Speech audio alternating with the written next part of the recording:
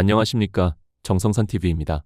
이번 시간에는 전국 6,300명 교수들이 한미동맹 파괴자 조은석 특검을 발칵 뒤집어 엎었으며 충격 성명을 발표했다는 소식을 전달해 드리겠습니다. 정성산TV 좋아요, 구독, 알림은 큰 힘이 됩니다. 전국 6,300여 명의 우파 교수들의 모임인 정교모 사회정의를 바라는 전국 교수 모임은 조은석 특검의 윤석열 대통령 사형에 대해 들고 일어났습니다. 그들은 사형 구형의 문제점을 조목조목 비판하는 충격 성명을 발표했다. 한미동맹 파괴자로 불리는 조은석 특별검사의 황당한 법리를 그대로 수용했으며 조은석 특검은 트럼프 대통령이 미치광이 잭 스미스라고 조롱했던 오산 공군기지까지 압수수색한 인물이다. 전국 6,300여 명 우파 교수들의 충격 성명 헌법과 법률을 정치와 공작으로 파괴하는 행위를 자유공화 시민은 거부한다. 전국 6.4명여 명의 정교모 사회정의를 바라는 전국 교수 모임은 1월 13일 조은석 특별검사가 12.3 비상계엄 사태와 관련하여 윤석열 전 대통령에게 내란 우두머리 혐의를 적용하고 결심 공판에서 사형을 구형한 데에 대해 심각한 우려를 표명한다. 본사안은 단순한 양형 선택의 문제에 그치지 않는다. 조은석 특검의 충격적인 문제점 3가지. 내란죄라는 형법상 최고 중대 범죄의 구성 요건이 제출된 증거에 의해 엄격하게 충족되는지 여부. 공소장과 증거 제시의 구조가 형사사법의 기본 원칙과 적법 절차의 요청을 충실히 준수하는지 여부. 나아가 최고형 구형이 헌법상 비례의 원칙에 합치하는지에 철저한 재검토가 있어야 한다. 특히 실질적 사형 폐지국으로 분류되어 온 대한민국의 법적 제도적 현실을 고려할 때 사형 구형 자체가 초래하는 퇴행적 상징적 효과는 결코 가볍게 평가될 수 없다. 이러한 점들을 종합해서 볼 때 이번 구형은 쉽게 용인될 수 없는 중대한 문제를 내포하고 있다. 국헌문란이었나, 폭동이었나. 형법 제87조는 내란을 국헌을 문란할 목적으로 폭동을 일으킨 때로 규정하고 우두머리에 대하여 사형 또는 무기징역이라는 형벌 체계의 최상단을 정하고 있다. 대법원은 내란죄가 국가 존립과 헌정 질서를 직접적으로 침해하는 최후의 범죄임을 전제로 그 성립 요건은 극히 엄격하게 해석되어야 하며 추상적 위험이나 정치적 평가에 기초하여 확장 적용되어서는 아니 된다는 입장을 일관되게 유지해왔다. 따라서 내란죄의 인정 여부는 정치적 비난 가능성이나 사후적 평가가 아니라 구체적 사실과 증거가 각 구성 요건을 얼마나 명확히 충족하는지를 기준으로 판단되어야만 한다. 조은석 특검이 제시한 핵심 증거는 곽종근 전 특전사령관, 홍장원 전 국가정보원 1차장 등 고위 군 정보기관 인사의 증언이다. 그러나 이들 증언이 내란죄의 각 구성 요건, 즉 국헌 문란의 목적 폭동 우두머리 요건을 실질적으로 충족시키는지는 별도로 면밀한 법리적 검증을 거쳐야 한다. 국헌 문란의 목적이란 헌법에 따라 설치된 국가기관의 기능을 불가능하게 하거나 헌법 질서 그 자체를 전복하려는 구체적 의사를 의미한다. 나아가 대법원은 목적범에서 그 목적이 단순한 가능성이나 사후적 추단으로 인정되어서는 아니 되며 범행 당시에 구체적 직접적 의사에 의해 인정되어야 한다고 판시한 바 있다. 곽종근 전 사령관은 법정에서 윤 전 대통령으로부터 문짝을 부숴서라도 안에 있는 의원들을 끌어내라라는 취지의 지시를 받았다고 증언하였다. 그러나 이 진술은 지시의 정확한 문헌과 맥락, 당시의 구체적 상황에 대한 증인의 주관적 해석을 포함하고 있으며 해당 지시가 국회의 헌법상 권한을 영구적으로 박탈하거나 헌정 질서를 전복하려는 목적을 내포하고 있었는지에 대해서는 보다 객관적인 입증이 필요하다.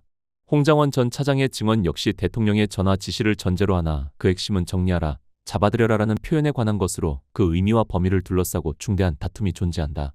이러한 표현이 곧바로 헌법질서 전복이라는 국헌 문란의 목적을 직접적으로 드러낸다고 단정하기는 어렵고 질서 유지 또는 위기관리 차원의 발언으로 해석될 여지도 배제할 수 없다. 목적 요건은 표현의 강도나 정치적 함의가 아니라 헌법질서 전복이라는 구체적 목표의 존재로 입증되어야 한다.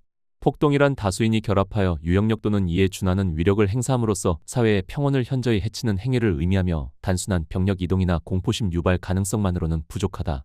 곽종근 전 사령관의 증언은 군 병력의 국회 투입 가능성을 언급하나 실제로 무기 사용, 집단적 폭행, 지속적 무력 충돌이 발생하였다는 사실은 확인되지 않았다. 홍장원 전 차장의 증언 역시 정보기관 차원의 지원 지시 가능성을 시사할 뿐 다수인이 결합하여 현실적으로 유형력을 행사하였다는 구체적 사실을 직접적으로 입증하지는 못한다. 대법원은 폭동 요건과 관련하여 추상적 위험이나 심리적 위압감만으로는 부족하고 현실적 유형력 행사 또는 이에 준하는 실행이 존재하여야 한다고 판시해왔다. 본 사건에서 비상계엄은 약 2시간 내 국회 해제 요구 결의로 종료되었고 사망자나 중상자를 포함한 대규모 인명피해, 장기간의 무력대치, 국가기능의 실질적 마비는 확인되지 않았다. 이러한 사정은 폭동 요건의 충족 여부에 중대한 의문을 제기한다. 내란 우두머리 요건 역시 엄격히 해석되어야 한다. 우두머리란 폭동을 실질적으로 조직 지휘 통솔한 자를 의미하며 단순한 직이나 형식적 최고 지휘권자라는 이유만으로 곧바로 인정될 수는 없다. 곽종근 전 사령관과 홍장원 전 차장의 증언은 대통령의 지시 가능성을 시사하나 그 지시가 폭동이라는 실행 행위로 구체화했는지 그리고 그러한 실행을 실질적으로 지휘 통솔하였는지에 대해서는 명확한 진술로 확인된 바가 없다. 특히 홍장원 전 차장이 제시한 이른바 홍장원 메모 체포 대상자 명단 메모의 증거로서 신빙성 역시 중대한 문제다. 해당 메모는 홍 전 차장이 비상계엄 당일 여인영 전 방첩 사령관과의 통화 내용을 바탕으로 작성되었다고 주장하나 실제 작성 과정에서 보좌관의 정서 대필 가필 등이 여러 차례 개입된 것으로 알려져 진정성 임의성에 대한 다툼이 크다. 초고 포스트잇 등에 급히 기재된 부분은 필체가 불분명하고 이후 보좌관이 정리 제작성한 버전 2차 3차 메모 및 사후 가필 추가된 부분이 혼재되어 있어 메모 전체를 홍 전 차장의 직접적 동시적 진술로 평가할 수 있는지 의문이 제기된다. 더욱이 메모의 내용 자체가 대통령 지시의 직접 증거라기보다는 통화 상대방으로부터 전달받은 명단을 정리한 제전문에 가깝고 대통령이 폭동을 실질적으로 조직 지휘 통솔하였다는 구체적 사실관계를 입증하는 직접 증거로 기능하기 어렵다. 대법원은 증거의 신빙성과 증명력을 판단할 때 증언 문서의 작성 경위, 개입 여부, 일관성 등을 엄격히 심사하여야 한다고 판시한 바 있고 형사소송법은 전문 진술을 담은 증거에 관하여 원칙적으로 원진술자의 공판정 진술 등을 통해 성립의 진정이 확인되어야 증거 능력이 인정된다고 규정하고 있다. 이러한 맥락에서 홍장원 메모는 전문 증거로서 증거 능력 자체에 의문이 제기되며 설령 증거 능력이 인정된다 해도 그 증명력은 제한적일 수밖에 없다. 이처럼 증인들의 진술과 메모를 종합적으로 검토하더라도 내란죄 우두머리 책임을 단정하기에는 상당한 간극과 모순이 존재한다. 그럼에도 조은석 특검이 사형이라는 최고형을 구형한 것은 구성요건 충족 여부에 대한 엄정한 법리 판단보다 상징적 정치적 고려가 선행한 것 아니냐는 의문을 낳는다. 법치는 사라지고 정치재판만 이러한 구형은 헌법상 비례의 원칙과도 중대한 긴장 관계에 놓인다. 헌법 제37조 제2항은 기본권 제한이 필요한 경우에도 목적의 정당성, 수단의 적합성, 침해의 최소성, 법익의 균형성을 충족하여야 함을 요구한다. 헌법재판소는 형벌을 포함한 모든 기본권 제한에 이 원칙이 직접 적용된다는 점을 분명히 하여왔다. 특히 헌법재판소는 중형 또는 극형과 관련하여 형벌이 행위의 책임과 현저히 균형을 잃은 경우에는 입법 목적의 정당성이 인정되더라도 과잉금지 원칙에 위배된다라고 판시하였다. 본 사건에서 확인된 실행의 정도, 피해 규모, 사건의 지속성에 비추어 볼 때 사형 구형은 행위와 책임 사이의 균형을 상실할 위험이 크다. 더욱이 대한민국은 1997년 12월 30일 이후 장기간 사형을 실제로 집행하지 않아 실질적 사형 폐지국으로 인정됐다. 법률상 사형제가 존치 않아 집행이 장기간 정지된 현실에서 사형 구형은 법적 실효성보다 정치적 상징적 효과를 노린 선택으로 비칠 위험이 크며 재판의 본질인 증거에 의한 사실인정과 법리 판단을 흐리고 사법부의 독립성과 중립성을 훼손할 우려가 있다.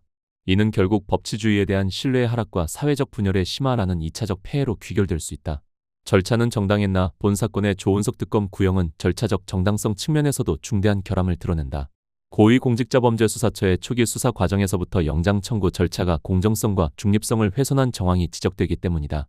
공수처가 수사 초기 단계에서 압수수색 영장을 여러 법원에 차례로 청구하는 이른바 영장 쇼핑 행위를 하였다는 의혹은 영장주의 및 적법 절차 원칙에 반할 소지가 크다. 대법원은 수사기관의 절차 운영이 수사의 공정성을 침해하는 방식으로 된 경우 그 위법성이 중대할 수 있음을 판시한 바 있다. 나아가 본 건 수사의 출발점이 된 공수처의 관할과 수사권 귀속 자체가 법률상 명확하지 아니하였다는 점은 절차적 적법성 심사의 전제가 되는 중대한 쟁점이다.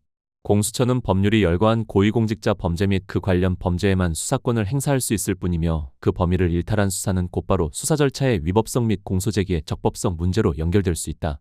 특히 내란죄와 같이 형법상 국가적 법익을 대상으로 하는 범죄가 공수처의 직무 범위에 포함되는지는 법률과 입법 취지에 비추어 엄격히 해석되어야 하며 그 불명확성이 해소되지 아니한 상태에서 이루어진 수사와 그 산출물에 기초한 공소 유지는 적법 절차 원칙에 반할 소지가 크다. 아울러 조은석 특검은 결심 공판을 앞둔 시점, 나아가 구형 직전에 공소장 변경을 신청 허가받아 공소사실의 시간적 사실적 틀을 재구성하였다고 전해진다. 공소장 변경은 공소사실의 동일성을 해하지 아니하는 범위에서 예외적으로 허용되는 제도이며 그 시기와 범위가 피고인의 방어권을 실질적으로 박탈하는 수준에 이른다면 적법 절차 및 공정한 재판을 받을 권리를 침해하는 위헌적 절차로 평가될 수 있다. 특히 변론 종결 단계에서 공소사실의 구조가 변경될 경우 피고인에게는 변경된 공소사실에 대한 반박 자료 제출, 증거 신청, 반대 신문 준비 등 방어권을 행사할 실질적 기회가 보장되어야 하며 이것을 결여한 채 최고형이 구형된다면 방어권 보장의 원칙은 유명무실해질 위험이 크다. 수사 과정은 적법했나 또한 조은석 특검이 구형에 이르기까지의 수사 과정 역시 심각한 문제점을 노정하고 있다. 2025년 7월 21일 특검팀의 오산 미공군 기진의 중앙방공통제소 압수수색은 주한미군 지위협정 위반 논란을 일으키며 한미동맹의 불필요한 외교적 갈등을 초래하였다. 특검은 해당 압수수색이 미군과 무관하며 한국군 통제 구역에 한정되었다고 주장하나 주한미군이 사전 협의나 통제 없이 미군 관리 구역을 통과한 점을 문제삼아 항의하였다는 사정이 제기된다. 더 나아가 소파의 법적 지위 및 국내법적 효력과의 관계에 비추어 볼 때 절차적 하자가 있는 방식으로 취득된 자료는 위법 수집 증거 배제 원칙과 결부되어 증거 능력의 문제로 직결될 소지가 있다. 한미동맹 파괴자로 불리는 조은석 특별검사의 황당한 법리를 그대로 수용했으며 조은석 특검은 트럼프 대통령이 미치광이 잭 스미스라고 조롱했던 오산 공군기지까지 압수수색한 인물이다. 재판을 담당한 지규현 부장판사에 대한 룸살롱 출입 및 접대 의혹 제기 또한 사법부의 독립성에 대한 외부 압력으로 기능할 위험이 크다. 2025년 5월 더불어민주당 김용민 의원이 국회 청문회에서 집 판사에 관한 의혹을 제기하고 감찰을 요구한 행위는 재판 진행 중인 법관의 공정성과 중립성을 직접 겨냥함으로써 사실상 사법 작용에 대한 정치적 압박으로 해석될 소지가 있다. 국회 더불어민주당 법제사법위원회 위원들의 형량 촉구 역시 삼권분립 원칙을 훼손하는 월권행위로 평가될 소지가 크다. 2026년 1월 8일 범여권 법사위 의원들이 윤 전 대통령에 대한 사형 구형을 촉구하는 취지의 기자회견을 개최하고 이를 특검에 요구한 행위는 입법부가 개별 사건의 형사재판과 양형 판단에 영향력을 행사하려는 시도로 비칠 수 있으며 법관의 독립을 천명한 헌법 질서와 충돌한다. 다층적 문제점 종합하면 본 사건에서의 사형 구형은 내란죄 구성요건 충족 여부에 대한 증명 부족, 공소 유지의 법리적 한계, 헌법상 비례성 원칙의 각 단계에서의 위헌적 의문, 절차적 정당성과 수사 과정의 중대한 결함, 그리고 실질적 사형 폐지국에서 사형 구형이 초래하는 정치적 사회적 파장 등 다층적 문제를 일으킨다. 다시 한번 강조하지만 한미동맹 파괴자로 불리는 조은석 특검은 트럼프 대통령이 미치광이 잭 스미스라고 조롱했던 오산 공군기지까지 압수수색한 경악스러운 인물이다. 6,300여 명의 우리 정교모는 재판부가 특검의 구형에 중속되지 아니하고 헌법과 법률 및 축적된 판례의 이성에 따라 독립적이고 절제된 판단을 내릴 것을 촉구한다.